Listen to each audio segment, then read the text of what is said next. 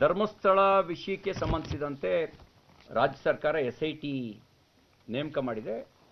ಅದನ್ನು ನಾವು ಸ್ವಾಗತಿಸ್ತೀವಿ. ತನಿಖೆ ಪ್ರಾಮಾಣಿಕವಾಗಿ ಪಾರದರ್ಶಕವಾಗಿ ನಡೆಯಲಿ.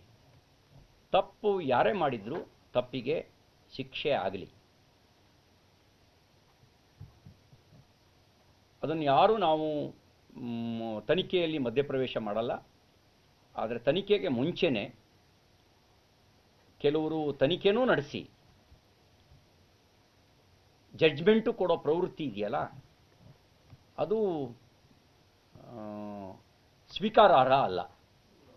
ಷಡ್ಯಂತ್ರದ ವಿರುದ್ಧ ನಾವಿದ್ದೀವಿ. ತಪ್ಪು ಯಾರನ್ನ ಮಾಡಿದರೆ ತಪ್ಪಿಗೆ ಶಿಕ್ಷೆ ಆಗಲಿ.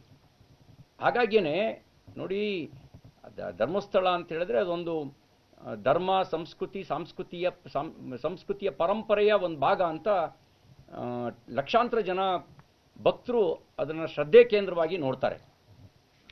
ಧರ್ಮಸ್ಥಳ ವಿಷಯಕ್ಕೆ ಸಂಬಂಧಿಸಿದಂತೆ ರಾಜ್ಯ ಸರ್ಕಾರ SIT ನೇಮಕ ಮಾಡಿದೆ. ಅದನ್ನು ನಾವು ಸ್ವಾಗತಿಸ್ತೀವಿ. ತನಿಖೆ ಪ್ರಾಮಾಣಿಕವಾಗಿ ಪಾರದರ್ಶಕವಾಗಿ ನಡೆಯಲಿ. ತಪ್ಪು ಯಾರೇ ಮಾಡಿದರೂ ತಪ್ಪಿಗೆ ಶಿಕ್ಷೆ ಆಗಲಿ. ಅದನ್ನು ಯಾರೂ ನಾವು ತನಿಖೆಯಲ್ಲಿ ಮಧ್ಯಪ್ರವೇಶ ಮಾಡಲ್ಲ.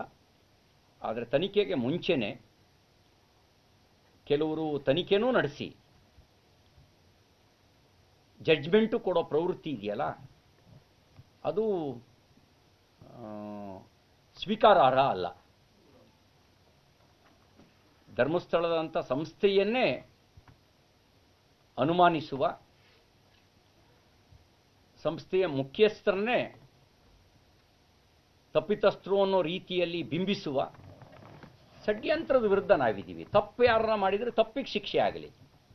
ಹಾಗಾಗಿಯೇ ನೋಡಿ, ಧರ್ಮಸ್ಥಳ ಅಂತ ಹೇಳಿದ್ರೆ ಅದೊಂದು ಧರ್ಮ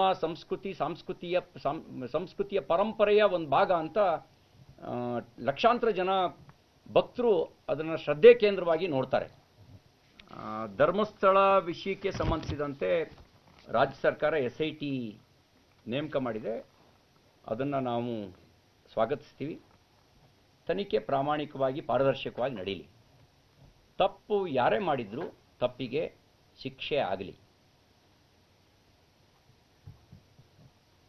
ಅದನ್ನು ಯಾರೂ ನಾವು ತನಿಖೆಯಲ್ಲಿ ಮಧ್ಯಪ್ರವೇಶ ಮಾಡಲ್ಲ. ಆದರೆ ತನಿಖೆಗೆ ಮುಂಚೆನೇ ಕೆಲವರು ತನಿಖೆನೂ ನಡೆಸಿ. ಕನ್ನಡಿಗರ ಮೆಚ್ಚಿನ ನಿಮ್ಮ ನ್ಯೂಸ್ 18 ಕನ್ನಡ ಈಗ ವಾಟ್ಸ್ಆಪ್ನಲ್ಲಿಯೂ ಲಭ್ಯ.